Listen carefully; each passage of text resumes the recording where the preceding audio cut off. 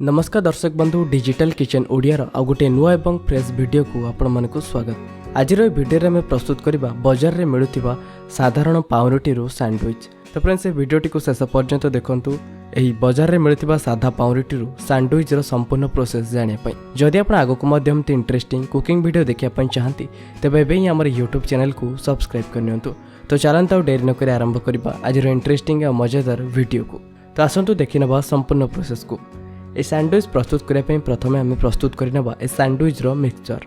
यह मिक्सचर प्रस्तुत करने प्रथम ये गोटे मिक्सिंग बाउल नियंतु। बर्तमान ए पकातु गुंड कटाई रही किसी कैप्सिकम ता सहित ये गुंड कटाई रही किसी गाजर। मोटार गाजर को ये ग्रेटर माध्यम ग्रेट कर नहीं आपण चाहिए गुंड काटी व्यवहार करें किंबा ये ग्रेट कर व्यवहार करें। यापर ए पकातु ये गुंड कटाई रही टमाटो ता सहित गुंड कटाई रही पियाज एवं गुंड कटाई रही किसी काकुड़ी एवं काकुड़ी पकई सारे पर बर्तमान से पकातु मेयोनीज। जदि आपण पाखे मेयोनीज नहीं तेबे आपण अति सहज ऑनलाइन रू किनि पारिबे। आपण अमेजन किंबा फ्लिपकार्ट रू मात्र 50 टंकार 195 ग्राम रो मेयोनीज किनि पारिबे। जदि आपण एको किनिया पई चाहंती तेबे डिस्क्रिप्शन में लिंक दिया जायछि। आपण से लिंक पर क्लिक करी मात्र 50 टंकार ही मेयोनीज किनि पारिबे। मेयोनीज पकई सारे पर बर्तमान एथिरे पकांतु चीज। मोठारे अमूल चीज रो व्यवहार करूछि। आपण चाहिले अन्य जे कोनोसी चीज रो व्यवहार करि पारिबे किंबा एको संपूर्ण भाबे मध्य स्किप करि पारिबे। चीज पकेबा द्वारा खास एतेटा सैंडविच रे फरक आसी न थाए। आपण चाहिले चीज बदल रे पनीर रो मध्य व्यवहार करि पारिबे किंबा बिना चीज किंबा बिना पनीर रे मध्य एहाको प्रस्तुत करि पारिबे। एवं जदि आपण चीज पकाउचंती तो एहाको एभली भला भाबे ग्रेट करी पके नियंतु। एवं चीज पके सारे परे वर्तमान एथि पकांतु अल्प किछि चिली फ्लेक्स बा लंका गुंड।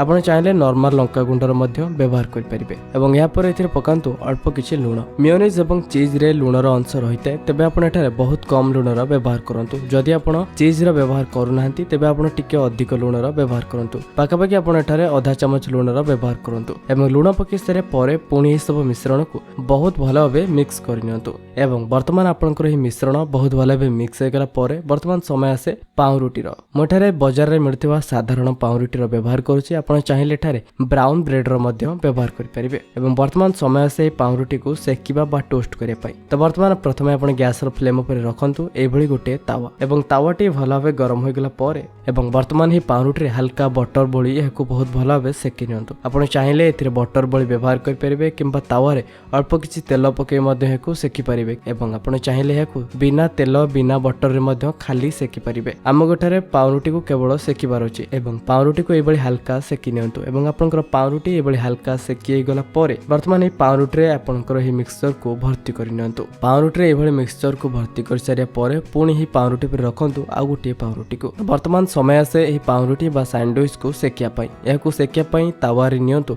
अल्प किछि बटर किंबा तेल। आपनकर तेल किंबा बटर बहुत भल भाबे गरम हो गला परे वर्तमान सेथिरे पकांतु आपनकर रेडी हो रहितबा ए सैंडविच को। एवं सैंडविच को सेकिबा समय रे ध्यान देबे कि हमर गैस र फ्लेम पूरा लो रहिबा दरकार। जदि आपण एहाको मीडियम फ्लेम के हाई फ्लेम रे रखंती तेबे आपनकर पाउरुटी टी पोड़ी जिबार संभावना रहते। तो आपण गैस र फ्लेम को संपूर्ण भाबे स्लो फ्लेम रे रखी हे पाउरुटी को भल भाबे सेकि नियंतु। एवं यही सैंडविच बा पाउरुटी को सेकिबा समय ध्यान देबे कि सब बेले याको भल भाबे घोड़े सेकंतु। कारण घोड़ेबा द्वारा आम भीतर थिबा मसला बहुत भल भाबे कुक होइथाय। एही सैंडविच बा ब्रेड को उलट पालट करी 3 ରୁ 4 मिनिट पर्यंत भल भाबे सेकि नियंतु। वर्तमान हमर 3 ରୁ 4 मिनिट कंप्लीट हे सारछि एवं वर्तमान हमर रेडी हे सारछि बाजार स्टाइल सैंडविच। आपण माने सहज रे निज घरे ए सब इंग्रेडिएंट एवं ए प्रोसेस को फॉलो करी तयारी करि परिबे बाजार भली सैंडविच। तो फ्रेंड्स आपन को ये रेसिपी केमती लगिला कमेंट करी निश्चय जणांतु। जदि वीडियो पसंद आछि त वीडियो को लाइक शेयर एवं चैनल को सब्सक्राइब करिया पई बिल्कुल भी भूलिबेनी। तो आज पई एतिकी पुणी देखा हबा आ गुटे नुवा इंटरेस्टिंग टॉपिक रे नुवा रेसिपी सहित से पर्यंत रहउची। नमस्कार।